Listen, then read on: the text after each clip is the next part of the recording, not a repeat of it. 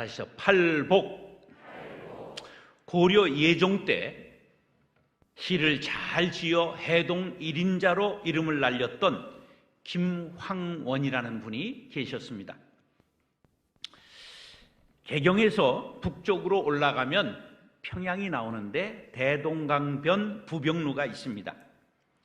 그곳에서 바라보는 능라도가 아주 아름답기로 소문나 있습니다.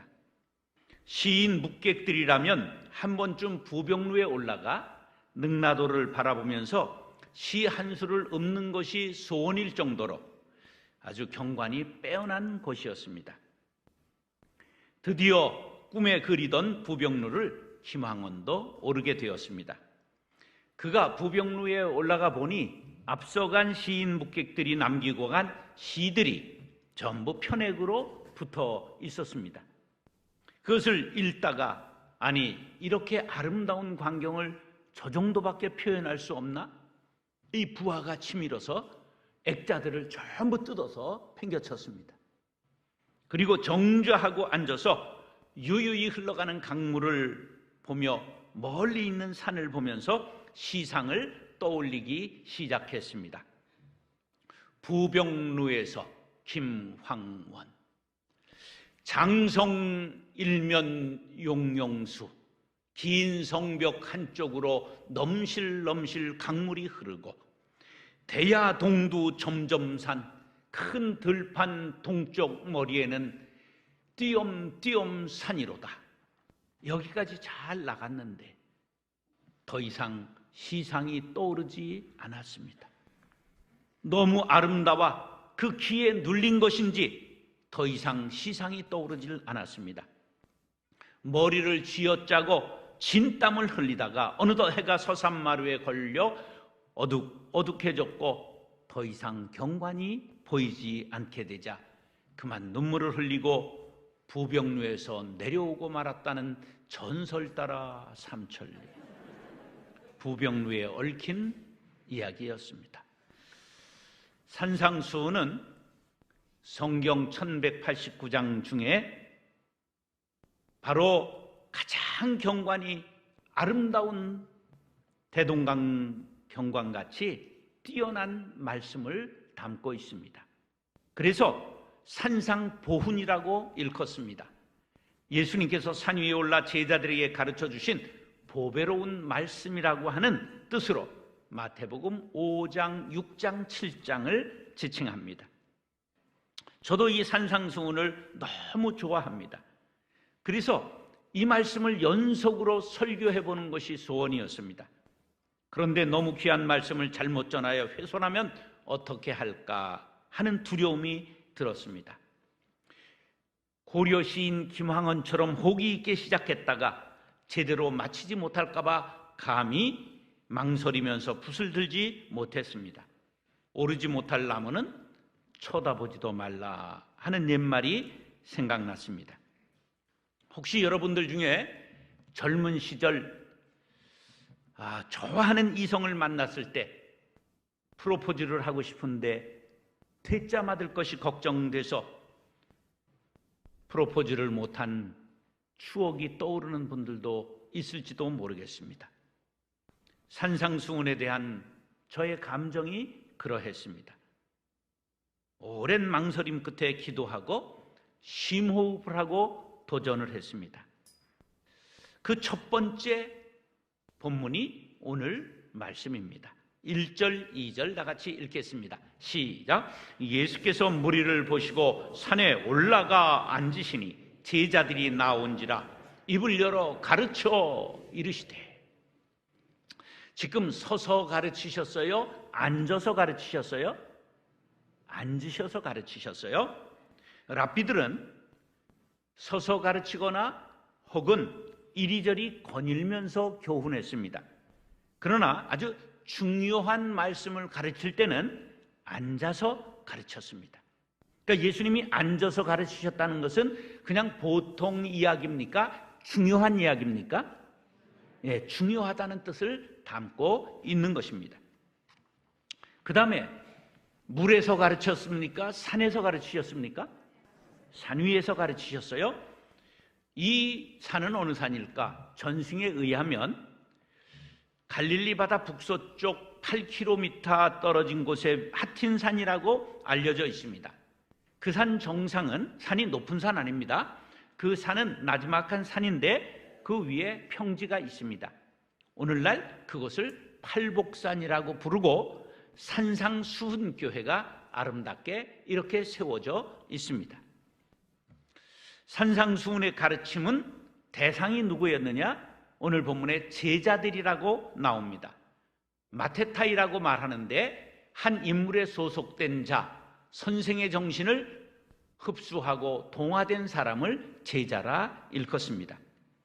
그런데 제자들뿐만 아니라 무리들이 나왔다고 말씀하고 있습니다. 그것은 12제자를 포함하여 따르던 청중들을 포함하고 있음을 말해주고 있습니다. 자, 2절에 보면 입을 열어 가르쳐 이르시되 그랬습니다. 아니, 가르치는데 입을 열어 가르치지 그러면 뭐 코를 열겠습니까? 근데 왜 입을 열었다고 그럴까?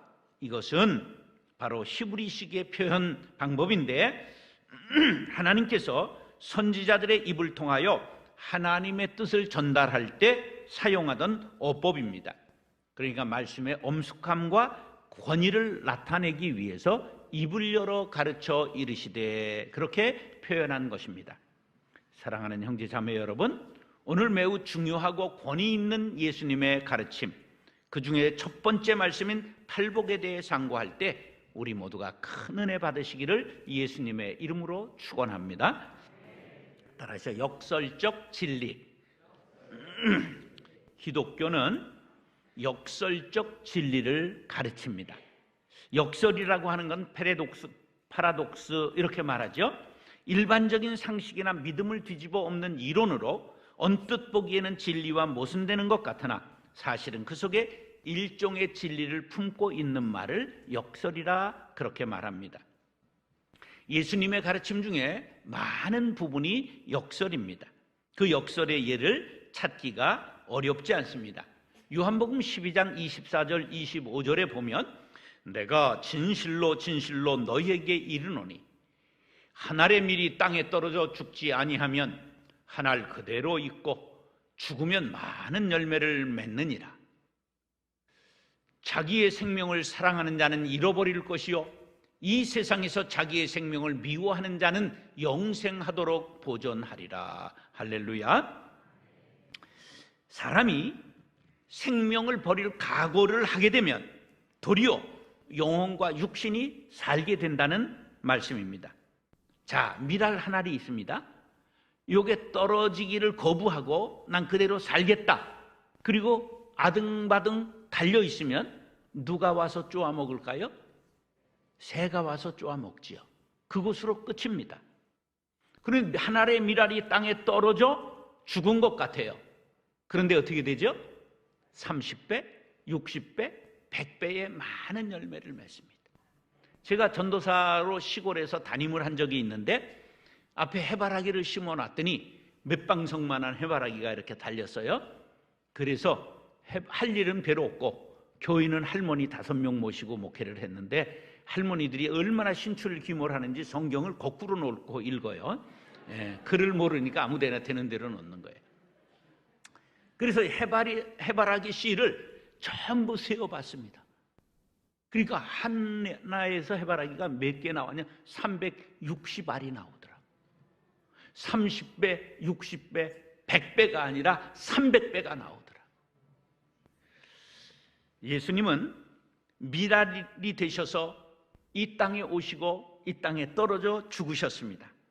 십자가에서 물과 피를 다 쏟고 끝났는 줄 알았는데 예수님이 부활하심으로 모든 잠자는 자들의 초절매가 되심을 믿으시면 아멘 하시기 바랍니다. 믿는 사람들이 모두가 예수 믿고 부활에 동참하게 된 것입니다. 우리는 예수님을 따라 한 알의 밀알이 되어야 합니다. 가정에서, 직장에서, 그리고 학교에서, 그리고 세상에서, 교회에서 한 알의 밀알이 되리라 다짐하시면 아멘 하시기 바랍니다. 교회가 되는 것은 죽고 썩어지는 한 알의 밀알이 전부 많아질 때 교회가 부흥하게 됨을 여러분 꼭 마음에 새기시기 바랍니다. 팔복 중에 절반 이상이 역설입니다. 3절 읽겠습니다. 시작. 심령이 가난한 자는 복이 있나니 천국이 그들의 것이며. 자, 가난한 자가 복이 있다는 말이 그럴싸하게 보여도 받아들이긴 굉장히 어려운 말이에요. 그런데 우리가 육을 입으신 예수님을 하나님이라고 보는 것은 인간으로서는 도저히 불가능한 철저하게 자신을 비움을 우리 앞에 실천하셨기 때문입니다. 그는 근본 하나님의 본체시나 하나님과 동등됨을 취할 것으로 여기지 아니하시고 오히려 자기를 비워 종의 형체를 가지사 사람들과 같이 되셨느니라. 예수님의 자기를 내어주심과 자기를 비우심, 이 낮아지심의 삶의 모범을 우리에게 보여주신 것입니다. 바로 기독교는 이런 예수님을 믿는 믿음에서 출발한 것입니다. 그러나 오늘날 교회나 교인들이 가난해지려고 하는 사람이 없습니다. 가난한 교회는 있어도 가난해지려는 교회는 없다. 가난한 교인은 있어도 가난해지려는 교인은 없다. 이런 모습은 역설을 진리라고 받아들이기 쉽지 않다는 것을 뜻합니다. 그런데 예수님은 역설적 진리를 말씀하시면서 받아들이는 자가 복 있는 자라고 누누이 강조하셨습니다. 심령이 가난한 자는 복이 있다. 애통하는 자는 복이 있다. 의에 줄이고 목마른 자는 복이 있다. 핍박을 받는 자는 복이 있다. 이 외에도 온유한 자는 복이 있나니, 이 말씀은 이해가 되죠? 사람이 온유하기가 얼마나 힘들까요? 성경에 3,000명 이상의 인물이 나오는데 착하다고 칭찬받은 사람이 몇 명 있을까요? 한 명 있습니다. 바나바는 착한 사람이요, 한 명 있어요. 3,000대 1이요. 예. 이 중에 나는 착합니다, 손 들어봐요. 예, 저도 아니라 얼른 내리겠습니다. 거의 없어요. 그런데 온유한 자가 땅을 기업으로 얻는다? 이건 갸웃하잖아요. 악다구니 치는 아들이 기업을 받아요. 온유한 아들이 아버지의 땅을 받아요. 그건 뭐 우리가 다 경험해 봤잖아요. 그래서 이 말씀이 역설이라는 거예요. 당장은 이해가 되지 않고 멀리 보고 크게 보고 길게 보면 고개를 끄덕거리게 되는 거예요. 많은 사람들이 들어본 거창고등학교 10계명이 있습니다. 이것을 직업 10계명이라고 하는데, 월급이 적은 쪽을 택하라, 나를 필요로 하는 곳을 택하라, 승진의 기회가 거의 없는 곳을 택하라, 처음부터 시작해야 하는 황무지를 택하라, 아무도 가지 않은 곳으로 가라, 장래성이 없다고 여겨지는 곳으로 가라, 사회적 존경을 바랄 수 없는 곳으로 가라, 한가운데가 아니라 가장자리로 가라, 부모, 아내, 약혼자가 결사 반대하는 것이면 틀림없다, 의심치 말고 가라, 왕관이 아니라 단두대가 기다리는 곳으로 가라. 완전 역설이지요? 그런데 거창고등학교가 찌그러졌습니까? 명문으로 소문났습니까? 모르는 사람은 회개해야 돼요. 이 거창고등학교를 전영창 목사님이라는 분이 교장을 맡아서 학교를 명문으로 만들었는데, 이분이 미국에서 유학하고 귀국하는 길에 이제 신학교 학감을 제의받아서 학감으로 부임하게 되었습니다. 그런데 그때 저 거창하지도 않은 거창 땅에 망해가는 고등학교 하나가 교장을 맡아달라고 부탁이 왔어요.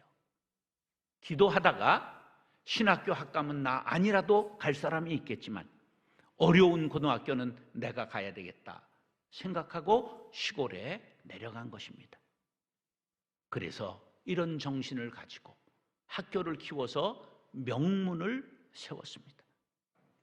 제가 신학교에 들어가서 이분의 책을 읽다가 감명을 받고 나도 그렇게 살리라 다짐하면서 폐광촌 할머니 5명 남은 시골 교회에 29에 담임을 간 적이 있습니다.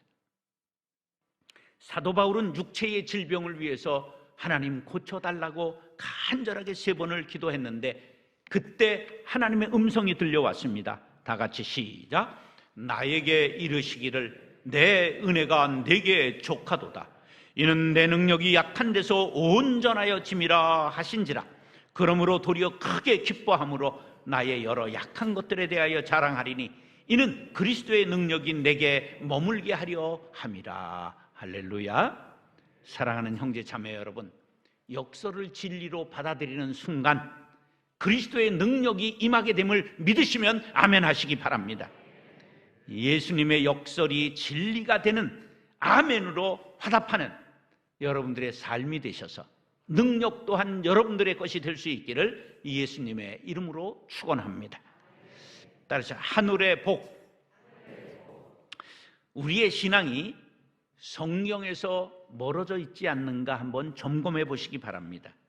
신앙생활을 열심히 하면 물질적으로 복을 받고 무슨 일을 하든지 형통케 된다고 생각하는 것, 그거 세자로 표현하면 또라이라고 말합니다. 예수 잘 믿으면 코로나에 안 걸리죠?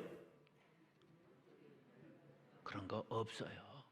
또 걸릴 수도 있어요. 이런 신앙을 가지면 안 돼요. 왜? 사업이 안 되면 저 사람 신앙생활 잘못해서 그랬지? 아니에요. 세상이 어려우면 다 어려워지는 거예요.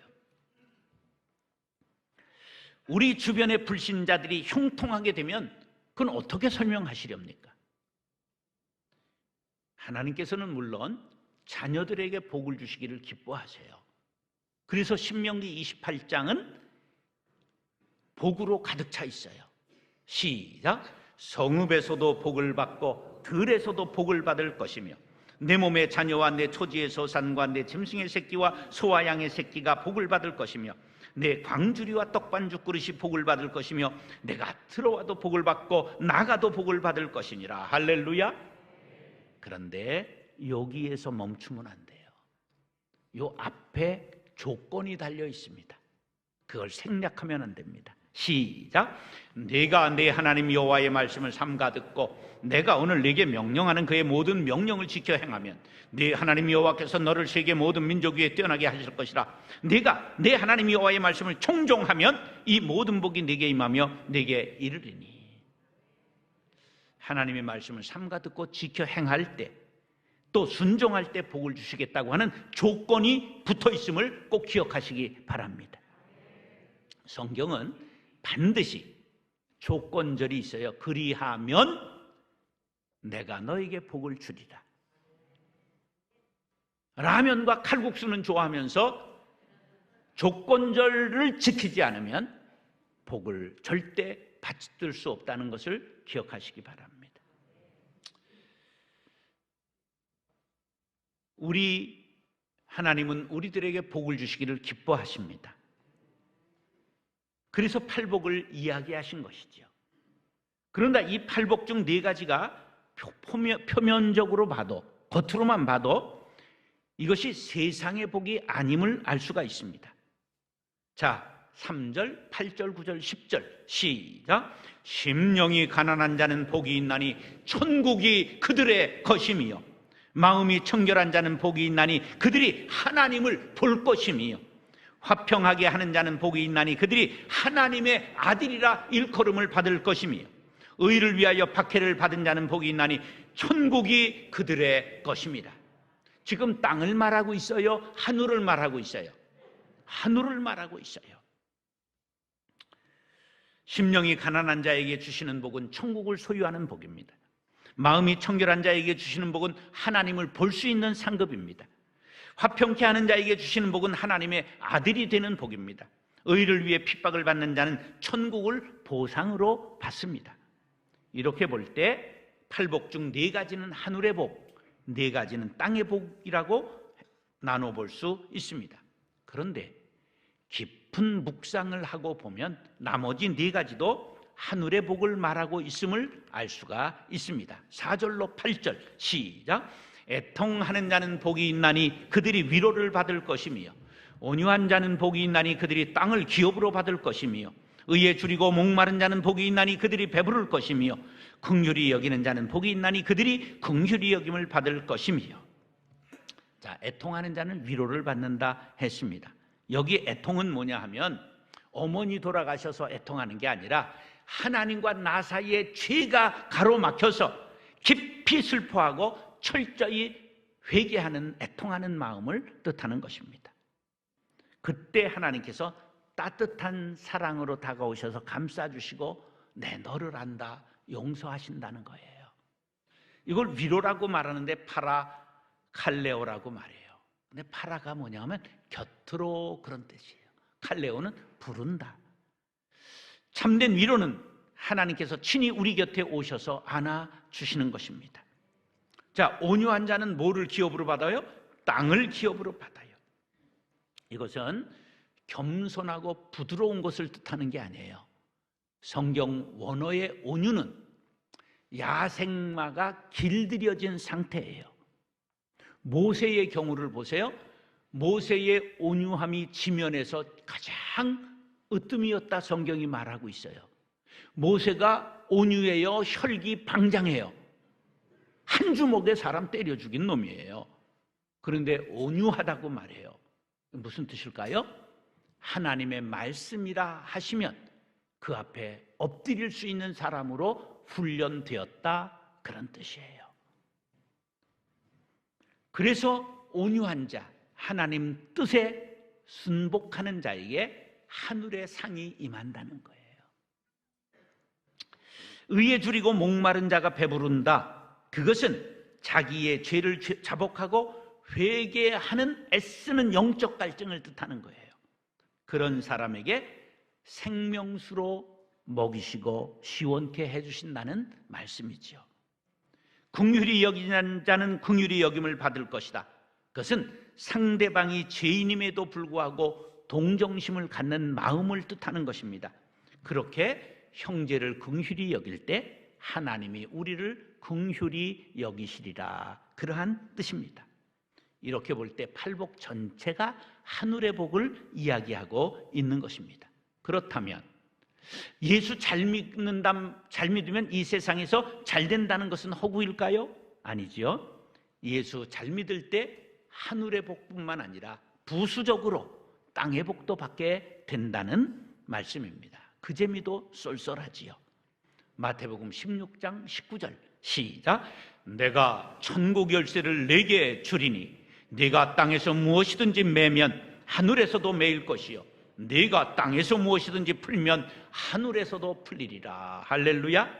사랑하는 형제 자매 여러분, 하늘과 땅은 둘이 아닙니다.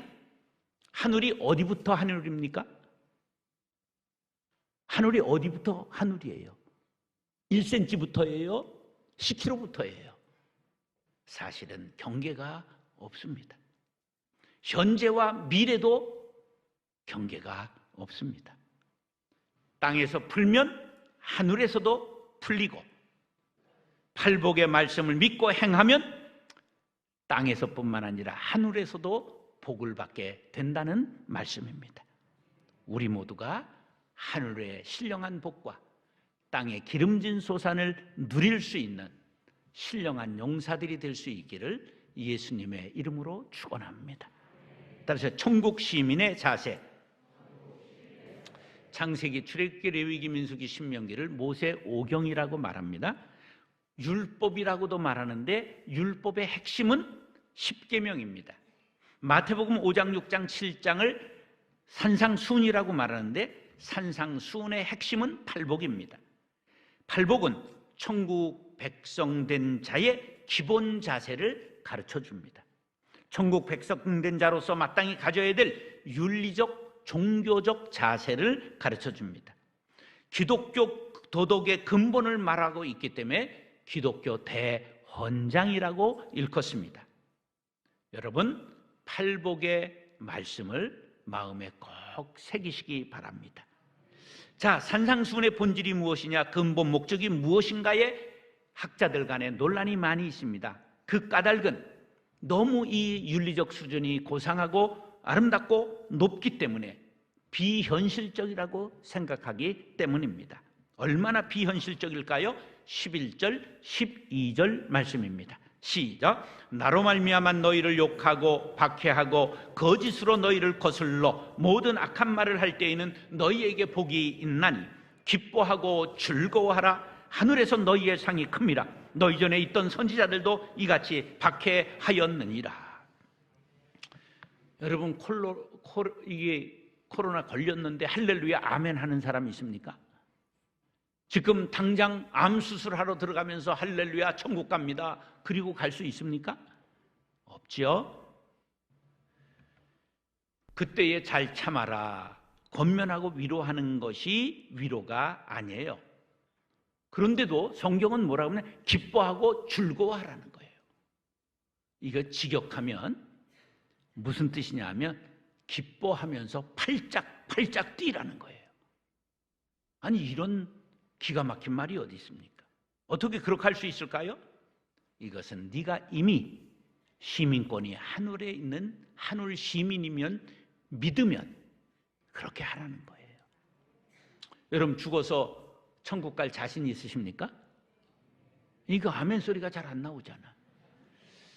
여러분, 믿음이라는 것은 보이지 않지만 하나님을 아버지로 믿고 우리가 천국을 이 안에 채우는 것입니다. 여러분, 천국 시민됨을 믿으시면 아멘 하시기 바랍니다. 여기서 시민증을 가지고 있는 자라야 저기를 갈 수 있다는 사실을 꼭 기억하시기 바랍니다. 자, 팔복 전체가 하늘의 복임을 이렇게 제가 해설해 봤습니다. 조건을 제가 읽고 여러분들은 상급을 읽으시기 바랍니다. 심령이 가난한 자는, 애통하는 자는, 온유한 자는, 의에 목마른 자는, 긍휼히 여기는 자는, 마음이 청결한 자는, 화평케 하는 자는, 의를 위해 핍박받는 자는. 자, 그러면 우리는 이것을 믿는다고 한다면 자세를 바꾸어야 할 것입니다. 천국 시민의 자세가 무엇일까요? 바로 이 땅에서 거룩한 나그네로 사는 것입니다. 이 세상을 무시하고 사는 것이 아니라 이 세상을 거룩하게 살아서 사람들에게 거룩한 영향력을 미치는 것입니다. 예수님은 우리의 일생을 편하게 만들기 위해서 오신 것이 아니라 위대하게 만들기 위해서 오심을 믿으시기 바랍니다. 천국 시민으로 살면서 이 땅에서 최선을 다해야 합니다. 예수님께서 30년간 뭘 하셨을까요? 목수하셨죠. 그러면 예수님의 가족이 몇 명 있었을까요? 아버지는 일찍 돌아가신 것 같아요. 이름이 안 나와요. 그러다가 동생, 남동생 이름이 4명이 나와요. 야고보, 요셉, 시몬, 유다. 4이 나와요. 정확하게. 그리고 여동생들이라고 나와요. 그럼 남성과 여성의 성비가 여자 105대 남자 100이에요. 그럼 여자 동생이 최소한 들이니까 2명. 남성, 여성 비율로 보면 몇 명 되는 거예요? 4명은 최소한 되는 거예요. 어머니, 자신 몇 명이에요? 최소한 10명 가족이에요. 장남이에요. 아버지 안 계세요. 뭘 했어요? 목수했어요. 한 사람 목수가 9명 가족을 부양하기가 쉬워요? 어려워요? 쇠 빠지게 노동하셨다 그런 말이에요. 그래서 요한복음 5장 17절에 뭐라고 그러셨어요? 하나님께서 일하시니 나도 일한다 그러셨어요. 그런데 초대교회에 예수님이 곧 재림하신다고 믿는 사람들이 생기면서 도무지 일하지 않고 무의도식하는 사람들이 생겨서 사도 바울이 이렇게 경계했습니다. 우리가 너희와 함께 있을 때에도 너희에게 명하기를 누구든지 시작 일하기 싫어하거든 먹지도 말게 하라. 자, 일하기 싫어하거든 어떻게 하라고요? 먹지 말라가 아니에요. 먹지도 말게 하라. 굶겨 죽여라, 이런 거예요. 무서운 말씀이에요. 예수 믿는 사람들은 노동해야 됩니다. 여러분, 무의도식 하는 거, 그걸 귀족이라고 생각하는 거는 바로 유교 사상이에요. 기독교 사상은 톨스토이의 단편 소설에 보면, 바보 이반에 보면 손에 굳은 살이 배긴 사람만 천국의 식탁에 앉아 있다고 그리고 있습니다. 자기 손을 한번 보세요. 굳은 살이 있는가? 저도 보드라워졌네. 옛날에 제가 무술을 해가지고 여기 좀 베껴 있었는데 나이가 드니까 다 없어졌네. 이제부터라도 좀 노동을 해야 되겠다, 이런 생각이 듭니다. 나는 내일 지구의 종말이 올지라도 오늘 한 그루의 사과나무를 심겠노라. 하루하루를 최선을 다해 살면서도 세상 사람들에게 거룩한 영향력을 미치는 것이 바로 천국 시민의 태도입니다. 팔복은 하늘의 복이지만 이 다음에 천국에 가서 받는 복이 아니라 이 땅에서 받을 복입니다. 천국은 이 다음에 들어가는 것이 아니라 예수를 구세주로 영접한 사람들의 심령에 이미 임한 것임을 믿으시기 바랍니다. 이 땅에서 천국을 맛보지 못한 사람은 저 하늘을 갈 수가 없습니다. 본문을 예수님께서 산 위에서 말씀하실 때 아람어로 하셨습니다. 그때 공용어가 아람어였습니다. 그런데 아람어는 이렇게 번역을 할 수가 있습니다. 오 심령이 가난한 자의 복이요, 감탄문이에요. 오 신자된 자의 축복이요, 오 그리스도를 따르는 즐거움이요, 오 예수 그리스도를 왕과 구세주로 믿는 이들의 참된 행복이요. 이 땅에서 이런 감탄을 바라며 예수를 품고 천국을 누리며 살아가리라 다짐하시는 분은 아멘 하시기 바랍니다. 그러기 위해서는 경건하게 살아가야 합니다. 우리는 천국 시민으로 영적으로 그리스도의 신부된 몸입니다. 신랑 되신 예수님을 맞이할 수 있도록 성령의 기름을 준비하고 깨끗하게 단장하고 부끄러울 것이 없도록 거룩한 삶으로 영원한 혼인잔치에서 주님을 만날 수 있게 되기를 바랍니다. 계시록 19장 8절 9절 시작. 그에게 빛나고 깨끗한 세마포 옷을 입도록 허락하셨으니 이 세마포 옷은 성도들의 옳은 행실이로다 하더라. 천사가 내게 말하기를 기록하라. 어린 양의 혼인잔치에 청함을 받은 자들은 복이 있도다 하고 또 내게 말하되 이것은 하나님의 참되신 말씀이라 하기로. 사랑하는 형제 자매 여러분, 우리는 어린 양 예수 그리스도의 혼인잔치에 초청받은 신부요 천국 시민입니다.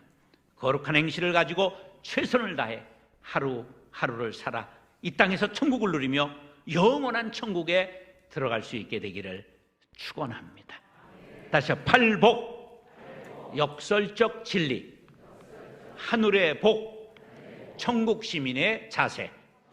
기도하겠습니다.